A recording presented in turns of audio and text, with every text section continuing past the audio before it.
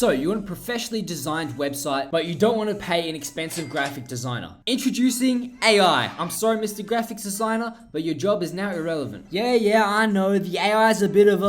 and we live it in the... construct, the matrix, the system that they created. You know what I'm saying? That's tough, but we're finally getting to use the technology that they use to generate us. So let's use it to make a website. Step 1, go to Midjourney, click join the beta, and then join the Discord server. Step 2, once Discord is open, click add server. Go create my own server for me and my friends and call it whatever the hell you want, it doesn't matter. Once your server is created, go back to Midjourney, click on show members if it's not already open, find the Midjourney bot, click on the Midjourney bot, click add to server, and then add him to the server that you just created. Step 3, this is where you can start to go crazy. So in your server, you want to go onto messages, you want to type / and then imagine. You want to see a little prompt that says imagine prompt with the Midjourney bot icon. You want to click on that and it's going to give you a prompt text box to write whatever the hell you want. So here, you want to write your description of what you roughly want your website to look like. Use a lot of keywords like a beautiful landing page, etc. And then follow that up with design, UX/UI, UX,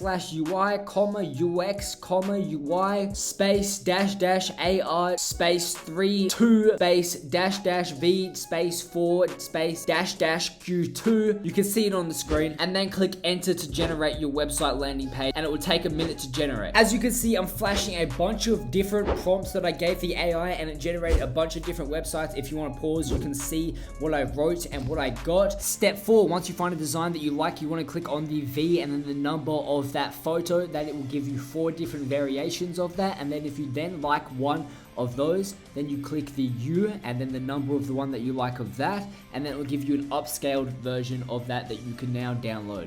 Step 5, open up Photoshop and start a project file the same size that you want your website to be. Then drag and drop your new image into Photoshop, into that canvas. Resize the image to roughly the same size that you want it to be on your actual website. Then I'm going to go ahead and remove anything that I don't actually want on my website, such as all these little white bars and other random accessories that I don't want on my website, by simply holding shift and then using whatever tool you want to go and select them. Then make sure your image is rasterized and click shift delete to use content aware fill to automatically fill in the spaces as if they were blank. Wow, magic. Now we want to go ahead and select all of the white space that the image did not fill and use the exact same thing, content aware fill, so that it automatically makes the border just as if it was part of the normal image. Now that we have the beginning of our canvas, we can simply duplicate the image by clicking Command J or going to duplicate it in Layers tab. Step 6 is now time to actually personalize this website cover. So now we want to go ahead and just remove anything that we haven't removed, but we want to still keep it on one of the images. That's why we duplicated our original image. Then we can go to the original image with the text that the AI made.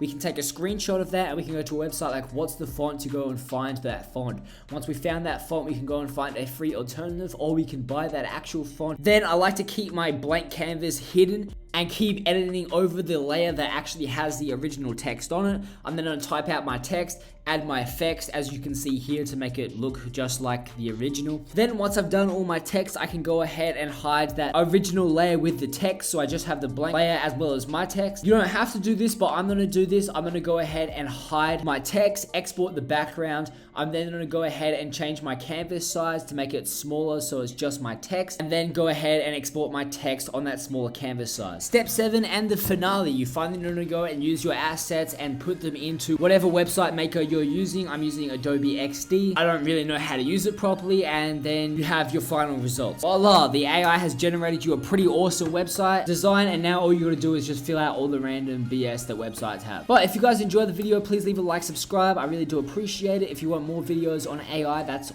all we're gonna be posting from now on. So we're gonna just focus this channel on AI. So I'm out. See ya.